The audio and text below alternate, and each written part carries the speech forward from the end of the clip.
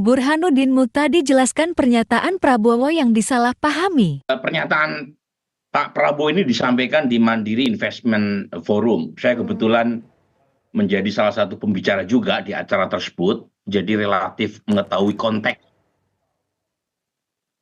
Halo? Ya, silakan Prof. Ya, relatif mengetahui apa maksud pernyataan beliau mengenai demokrasi yang dia sebut sebagai very tiring, very messy, dan satu lagi adalah very costly, ya. Jadi konteksnya memang berkaitan dengan evaluasi kinerja demokrasi, terutama demokrasi elektoral, fokus yang disampaikan oleh Pak Prabowo, yang dianggap masih banyak kelemahan dan membuka ruang bagi improvement atau perbaikan. Tetapi memang pernyataan tersebut konteksnya sangat spesifik Indonesia, bukan demokrasi secara umum, tetapi ketika disampaikan oleh Pak Prabowo dengan mengacu pengalaman pribadinya, itu bisa memunculkan tafsir bahwa Pak Prabowo mempertanyakan demokrasi. Dan itulah yang dikutip atau disalahartikan oleh banyak pihak, termasuk media luar negeri. Karena pernyataan tersebut seolah-olah dilekatkan kepada Pak Prabowo yang selama ini dianggap kurang komit terhadap demokrasi. Padahal kalau saya lihat pernyataan di acara MIF itu ya, Mandiri Investment Forum, itu konteksnya semacam otokritik. Mengapa demokrasi di Indonesia masih banyak kekurangan, terutama dalam konteks penataan sistem atau institusi demokrasi.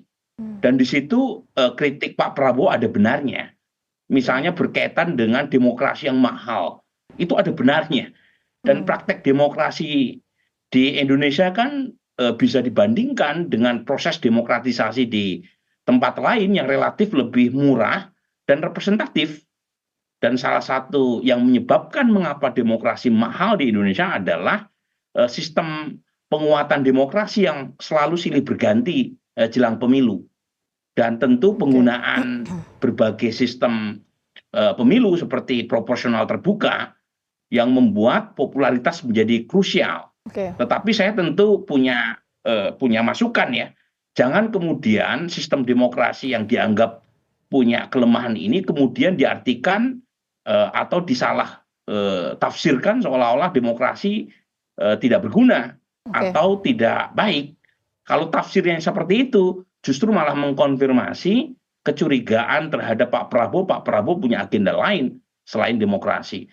Jadi pernyataan Pak Prabowo tadi harus dilengkapi, harus diperkuat, bukan kemudian dibiarkan sehingga orang punya pandangan yang beragam atau bahkan salah paham terkait dengan apa yang disampaikan oleh beliau.